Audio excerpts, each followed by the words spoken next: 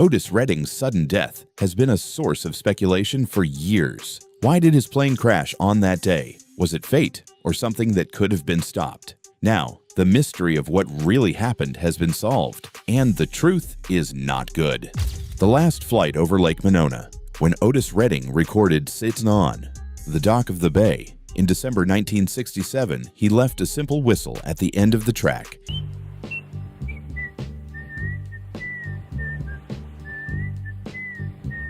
It was not meant to stay. He had placed it as a placeholder, thinking that he would later add words to finish the chorus. Yet, the whistle remained. Weeks later, the song became his most famous recording. It reached the top of the Billboard Hot 100 in early 1968, and it made history as the first song by a deceased artist to hold that position. The calmness of its sound, with its slow rhythm and reflective words, stood in sharp contrast to the chaos that soon followed his life. The haunting whistle, which he thought was temporary, became the final mark of his career. It turned into a lasting reminder of what was left undone and what was lost too soon. On December 10, 1967, Otis Redding and his band, the Bar-Kays, boarded a Beechcraft H-18 airplane. The small twin-engine plane was not new.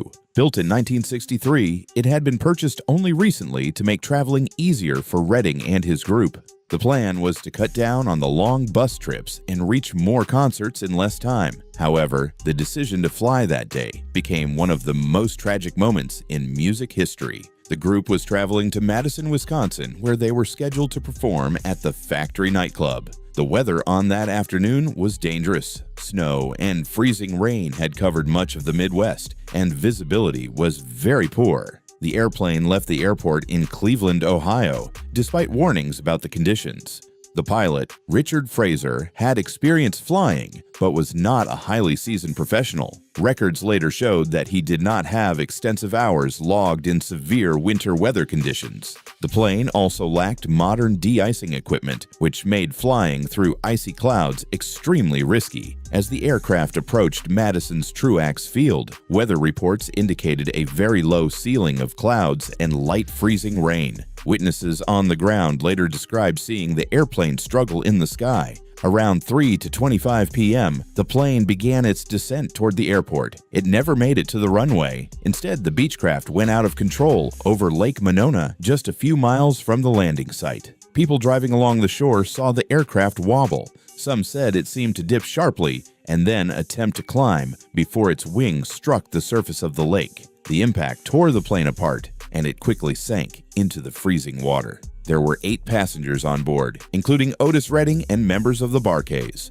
Only one survived, trumpet player Ben Cauley. Cauley later explained that he had been asleep when the crash happened. When he woke up, he realized that he was in the freezing water, clinging to a seat cushion. He could hear nothing but silence around him. Every other passenger, including Redding, had died. The water was so cold that Cauley was unable to move his limbs, but rescue boats eventually found him alive. The death of Otis Redding shocked the music world. He was only 26 years old and at the height of his career. Investigations into the crash were carried out by the Federal Aviation Administration and the Civil Aeronautics Board. The official report was unable to find a single clear cause of the accident. Possible explanations included icing on the wings, mechanical problems, or pilot error. However, none of these could be proven without doubt.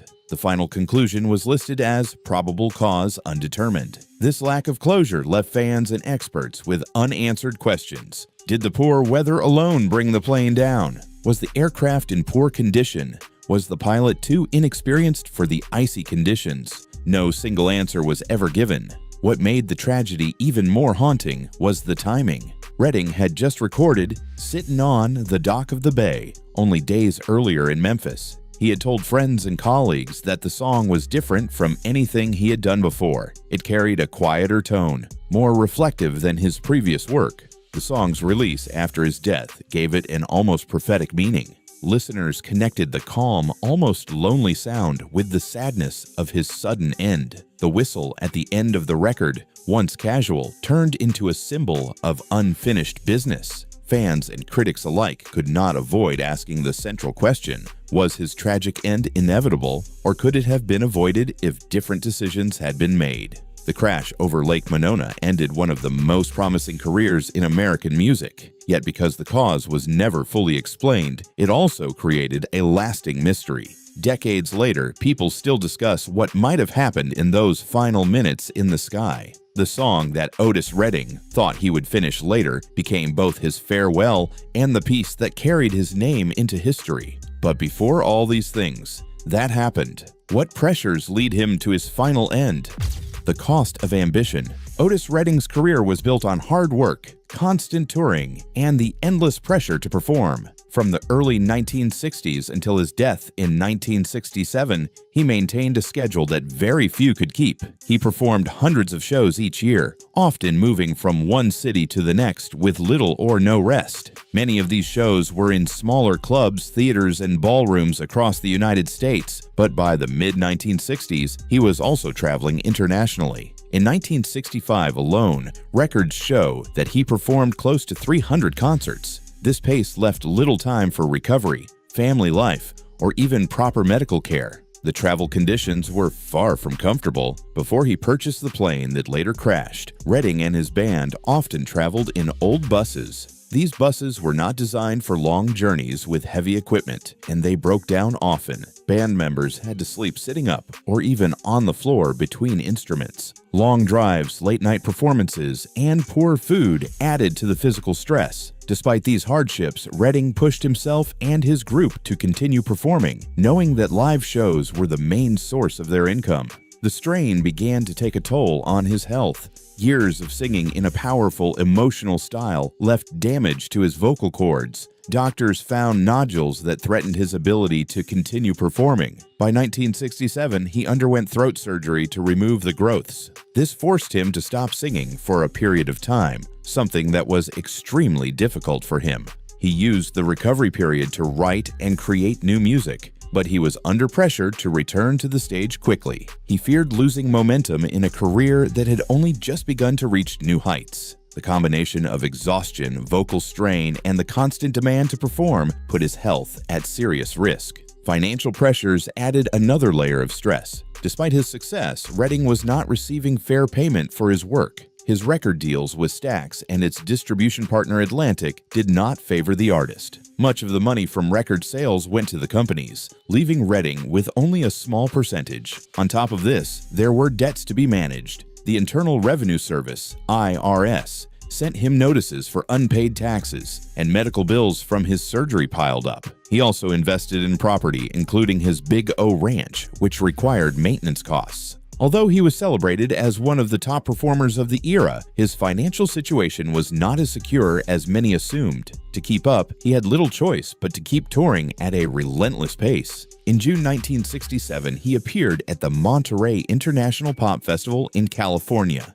This performance became one of the defining moments of his career. Until then, his audience was mostly within the rhythm and blues market. At Monterey, however, he introduced himself to a new, wider audience, including many white rock fans who had not seen him perform before. His energetic set at the festival was widely praised and helped him cross into mainstream popularity. The reception from the crowd and the positive reviews from critics expanded his reputation overnight. For the first time, he was seen as not just an R&B singer, but as an artist capable of reaching across musical boundaries. However, this breakthrough also came with heavier demands. Larger audiences meant larger venues. Bigger venues required more musicians, better equipment, and more complicated stage setups. His manager booked more shows to build on the momentum from Monterey, and the schedule became even tighter. Instead of slowing down to protect his health, Redding was pushed to perform at more places in less time. The decision to purchase a private plane was part of this push. It allowed him to cut down on travel time, but it also put him at greater risk, especially in winter weather conditions. The irony was sharp. The performance that gave him the chance to reach the biggest audience of his life also led directly to the chain of events that accelerated his downfall. The pressure to follow up on Monterey meant more travel, more concerts, and less time for rest. The health problems he was already struggling with grew worse, and the financial issues forced him to keep moving. By the time of his death in December 1967, Redding was caught in a cycle of success that demanded more than any one person could give. When surgery stole his voice, Otis found a new way to speak, through songs born in silence that changed music forever. A voice forced into silence. In the late months of 1967, Otis Redding faced one of the most difficult challenges of his career. Years of touring and relentless performing had damaged his vocal cords so severely that doctors insisted he undergo throat surgery. The operation was successful, but his medical team gave him strict instructions. He was not to sing or perform until his voice had fully healed. For a man whose life was built on performance and expression, this enforced silence was both frustrating and transformative. Despite being ordered to rest, Redding could not stop working. Music was his lifeblood, and the quiet only redirected his energy into new forms of creativity. Instead of singing, he began to write and sketch out ideas for songs. Without the strain of constant touring, he had time to think, experiment, and shape a sound that would eventually define the next stage of his career. It was during this silent recovery that he began to conceive what would become his most famous composition, Sittin' on the Dock of the Bay. Redding approached the song differently from his earlier work. Known for explosive soul ballads filled with passion, shouts, and raw intensity, he now experimented with a more subdued and reflective tone. He recorded stripped-down demos, humming melodies, and structuring verses without fully singing them. His guitarist and collaborator, Steve Cropper of Booker T and the MGs, helped translate his ideas into arrangements. Together, they crafted a song that carried a sense of quiet contemplation, very unlike the fiery energy of Try a Little Tenderness or Respect.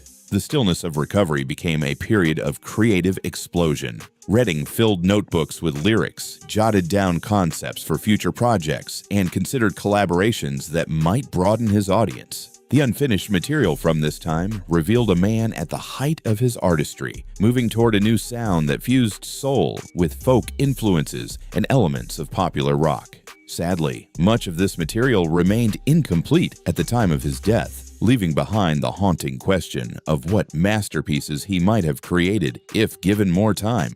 Looking back, his silence also provided a chance to reflect on the roots of his journey. Redding was born in 1941 in Dawson, Georgia, but grew up in the city of Macon, a place that had already produced music legends like Little Richard. His family was poor and life was difficult, but he found strength in faith and music. The church played a central role in his upbringing, and gospel traditions gave him a foundation in singing, harmony, and emotional delivery. He learned to play piano and drums at a young age, sharpening his natural talent through church services and local performances. By his teenage years, Redding had begun entering talent shows, where he quickly built a reputation for his commanding stage presence. These small victories in Macon were critical stepping stones, boosting his confidence and introducing him to other musicians. His break came when he joined Johnny Jenkins and the Pine Toppers, first as a driver and occasional fill-in singer. His persistence and undeniable voice eventually pushed him into the spotlight, where he moved from background support to frontman.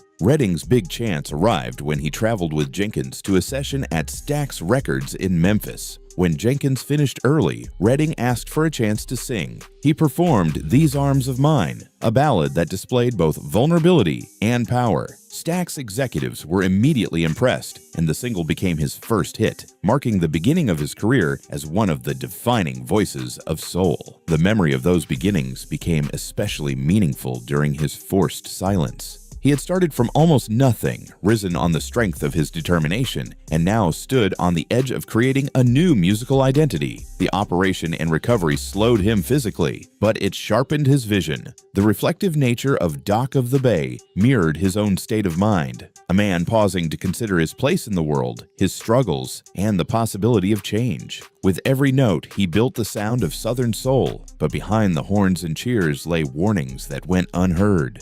The Soul Explosion. By the mid-1960s, Otis Redding had become one of the most important figures in American music. His recordings at Stax Records captured the raw, emotional energy of Southern soul, a style that relied on passionate vocals, tight rhythm sections, and powerful horn arrangements. Songs like Respect, I've Been Loving You Too Long, and Try a Little Tenderness brought him both critical acclaim and commercial success, establishing him as a leading voice in a rapidly changing musical landscape. His style was unique because it balanced intensity with vulnerability. Unlike the polished Motown sound from Detroit, Southern soul emphasized grit and emotion. Redding would often shout, growl, and stretch syllables in ways that electrified audiences. His recordings featured the tight backing of Booker T and the MGs, the house band at Stax, whose punchy horns and rhythm gave his performances a raw, live energy. The call and response exchanges between Redding and his band mirrored the church traditions he had grown up with, grounding his work in the gospel roots of African American culture. Redding's influence extended far beyond American soul audiences. British rock groups like the Rolling Stones openly admired him, covering songs such as That's How Strong My Love Is. His ability to connect with white rock listeners without losing the authenticity of his sound expanded his audience and brought him into international recognition. He became a bridge between traditional rhythm and blues and the emerging rock scene, demonstrating how deeply interconnected the genres were. But success came with a price. While adored on stage, Redding struggled with the realities of the music industry. His contracts with Stax and Atlantic Records were not favorable to him, leaving him with less financial reward than his fame suggested. Touring, though lucrative, was exhausting. Constant bus travel across the United States drained him physically, and the costs of supporting his family and maintaining his growing responsibilities only added pressure. To ease the burden of endless road trips, Redding invested in a Beechcraft H-18 airplane. He believed flying would allow him to reach distant venues more quickly and with less wear on his body. However, this decision added new risks. Mechanics warned him that the plane was old and in poor condition. Despite these warnings, Redding continued to use it, seeing it as a practical solution to his overwhelming schedule. Financially, he was constantly balancing ambition with obligation. He owned a ranch in Georgia, which became a symbol of his success, but also required upkeep. He supported his parents, his wife Zelma, and their children, ensuring that his family lived comfortably. Yet due to contracts and hidden expenses, he was not as wealthy as his stature suggested. Many insiders believed that mismanagement and exploitation kept him from realizing the full financial rewards of his career. This combination of relentless touring, poor financial arrangements, and questionable decisions about travel created a cycle of strain. While his career was reaching extraordinary heights, the pressures behind the scenes were mounting. His decision to rely on the Beechcraft plane reflected both his desire to push forward and the lack of solid infrastructure around him. So what happened after the death of this star? Let's find out. Aftermath of a crash. The death of Otis Redding in December 1967 sent shockwaves across the music industry. He was only 26 years old, yet already one of the most important voices of soul music. His passing, coming just days after recording what would become his signature hit, left fans and fellow musicians stunned. For many, it marked the loss of not only a star, but also the promise of a future that could have reshaped the direction of popular music. The grief was immediate, and the questions it raised have never truly disappeared. One of the first consequences of his passing was the scramble to secure his legacy. His widow, Zelma Redding, faced the daunting task of protecting her family's financial future in an industry notorious for its unfair contracts and exploitative practices. Otis had been bound by agreements with Stax Records and Atlantic Records that left him with far less compensation than his fame might have suggested. After his death, legal battles unfolded over royalties, publishing rights, and ownership of his music. Zelma, determined to safeguard what her husband had built, worked tirelessly to secure better terms for his estate and ensure their children would benefit from his work.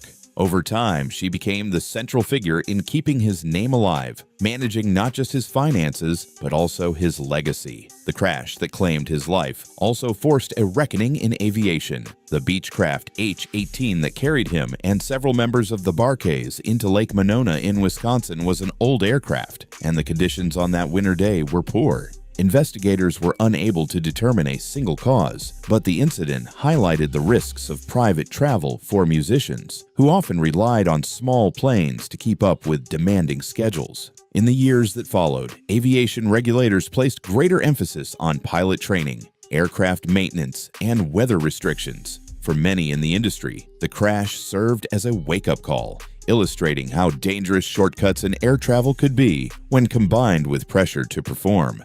Among musicians, attitudes toward private planes shifted significantly. Before the tragedy, small chartered flights were seen as convenient solutions to hectic touring. After the crash, however, many performers grew wary. Bands and solo acts became more cautious, with managers urging safer travel arrangements and some choosing buses or commercial airlines over smaller aircraft. Redding's death, along with later aviation disasters involving musicians, reshaped how the entertainment industry viewed mobility. Convenience was no longer considered worth the risk when lives were on the line. The loss also left behind a trove of unfinished work. During his recovery from throat surgery earlier in 1967, Redding had filled notebooks with lyrics, melodies, and song concepts. Some of these ideas hinted at potential collaborations with contemporaries such as Isaac Hayes and Sly Stone. Hayes, who would go on to revolutionize soul with orchestral arrangements and concept albums, had discussed projects with Redding that could have blended their distinctive approaches. Similarly, Sly Stone was experimenting with funk that would later dominate popular music, and there were suggestions that he and Redding had considered working together. The unfinished state of these plans only deepened the sense of loss. Fans and historians have long speculated about what direction soul music might have taken if Redding had lived to pursue these ventures. Even without those unrealized projects, Redding's influence remained immense. His songs became staples not only of soul, but also of rock and later hip-hop. The Rolling Stones covered his work, Aretha Franklin transformed his Respect into an anthem, and countless performers drew inspiration from his passionate delivery.